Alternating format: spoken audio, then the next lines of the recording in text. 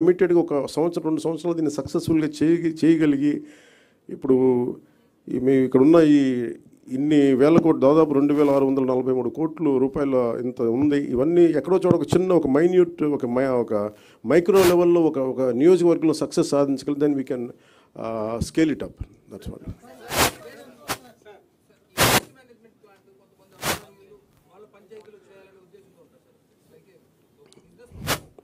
Actual purpose ఏంటంటే ఇప్పుడు మనల్ని ఏదైనా సరే సర్వీస్ అంటే ఎవరు పనిచేయరండి.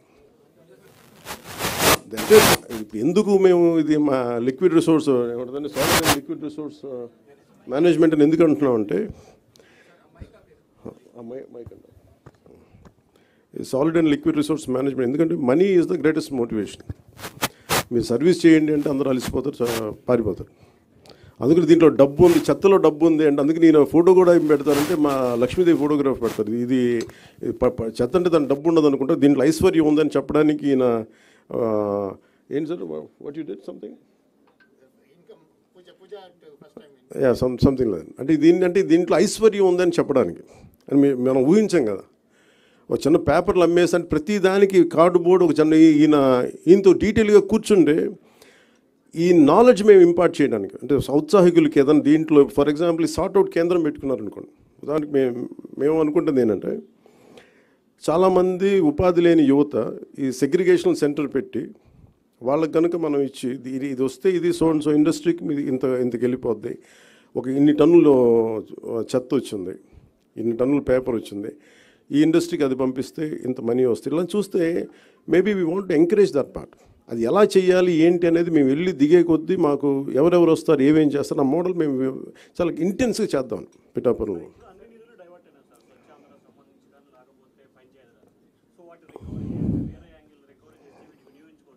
ఖచ్చితంగా వినియోగించుకోవచ్చు, కానీ ఎలా రికవరీ చేస్తాం? ఇప్పుడు ఉదాహరణకి అంటే ఇప్పుడు నేను ఏ రివ్యూ మీటింగ్స్లో కూర్చున్నా కానీ అందరు కలిసి ఒక పేరు అవసరంగా లేదు కానీ ఒక ఐఏఎస్ అధికారి పేరు చెప్తారు.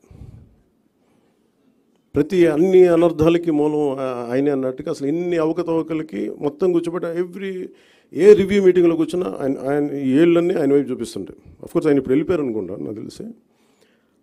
అంటే ఇట్లా ఉంటుంది. ఇప్పుడు వీళ్ళందరినీ ఎలా బాధ్యుల్ని చేయాలి అంటే ఇట్స్ వెరీ ఈజీ. అంటే అడ్మినిస్ట్రేషన్లో కూర్చున్నప్పుడు రూల్ బుక్ని దాటి అధికారులు ప్రయత్నాలు చేశారు.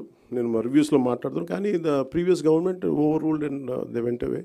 ఎవరికి అకౌంటబిలిటీ ఫిక్స్ చేయాలి అనేది ఇట్స్ $1 million క్వశ్చన్. అది కేసులు పెట్టచ్చు నాకు తెలియదు, కానీ ఇప్పుడు నిన్న ఒక రివ్యూ చేశాను.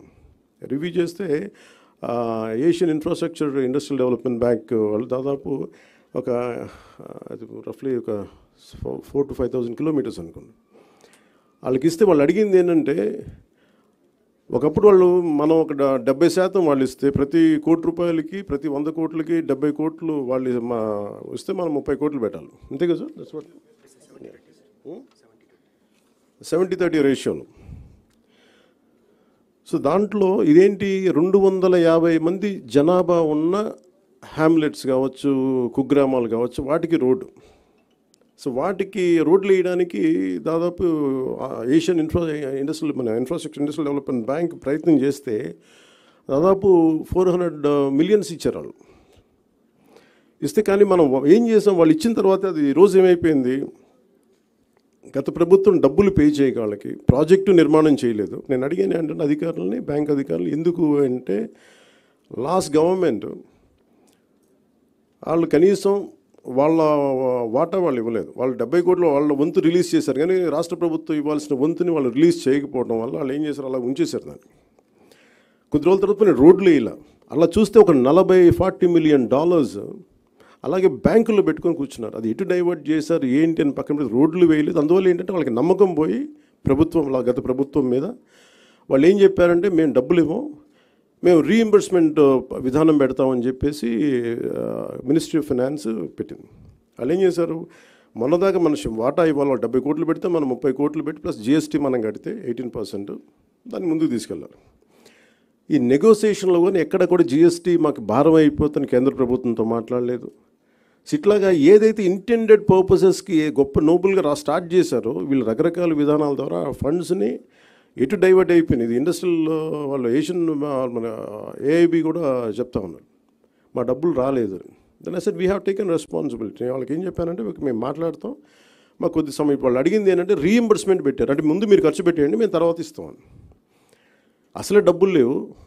నేను మాట్లాడితే వాళ్ళు అడిగింది ఏంటంటే కనీసం ఈ ప్రాజెక్ట్ అయిపోద్ది అంటే 2019లో వాళ్ళు 18 కంటే 2019 నుంచి ఆచరణలోకి వచ్చింది. బై 20 వాళ్ళు 2 years అంత మొత్తం అవ్వాల్సిన ప్రాజెక్ట్, కానీ అవ్వాల. ఇప్పుడు మళ్ళీ కరోనా వల్ల ఇంకోటి పక్కన పెట్టి తర్వాత కూడా డబ్బులు వచ్చినా కానీ వాళ్ళు చేయకపోతే ఇప్పుడు అడిగింది ఏంటంటే ఈ డిసెంబర్ దాకా పొడిగించారు. ఈ డిసెంబర్ లోపు నేను అడిగింది ఏంటంటే ఇది కంటిన్యూ అవ్వాలి ఫండింగ్, అంటే ఏం చేయాలి? మేము డబ్బు కొంత పెట్టాం, కూరుకుపోయాం దీంట్లో. మాకు డబ్బు మాకు రావాలి, మీరు ఎలా చేస్తారు ఏంటి అడిగితే నేను చెప్పిన వాళ్ళు ఏంటి మేము చేయగలం అంటే మాకు కనీసం 200 crores per month కనుక మీరు ఈ ప్రాజెక్ట్ మీద పెడితే, రోడ్ల మీద పెడితే దీన్ని ఒక 3 months తర్వాత మేము will make sure that reimbursement నుంచి మేము తిరిగి లోన్ ఇచ్చే పద్ధతికి వస్తాం. సో ఇలాంటి ఛాలెంజెస్ ప్రతి చోట ఉన్నాయి. మీరు ఏ పథకం తీసుకున్నా ఈ పథకంలో ఒక ఛాలెంజెస్ ఉన్నాయి. సో ఇలాంటి ఛాలెంజ్